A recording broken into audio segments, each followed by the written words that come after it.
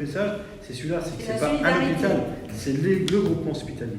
Remontés comme des coucous, les présidents du groupement hospitalier de territoire 17 Sud. Saintes, Saint-Jean-d'Angély, Jonzac, Royan, leurs établissements couvrent les 2/3 du territoire départemental.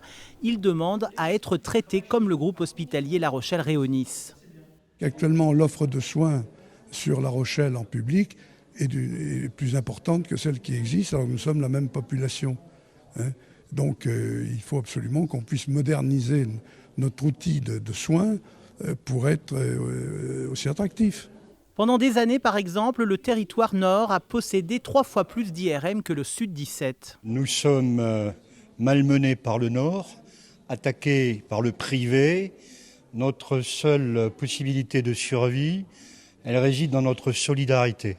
L'Agence régionale de santé semble faire la sourde oreille aux sollicitations des élus et pourtant il y a urgence à moderniser les établissements pour répondre aux attentes des malades, mais pas seulement.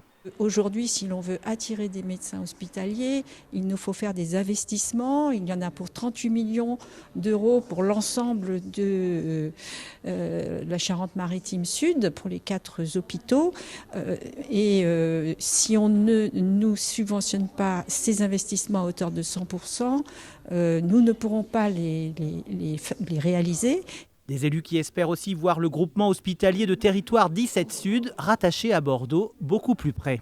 Force est de constater que le territoire de Sud-Charente-Maritime est plus près du CHU de Bordeaux qu'il n'est de celui de Poitiers. Et la conséquence, c'est que nous n'arrivons pas à avoir suffisamment d'internes qui nous sont envoyés du CHU de Poitiers, alors qu'on travaille avec les radiologies et d'autres, avec des médecins déjà de Bordeaux. Ce coup de gueule assez surprenant et tellement soudain sera-t-il entendu? Les présidents du conseil de surveillance du groupement hospitalier l'espèrent. Il y a urgence, selon eux.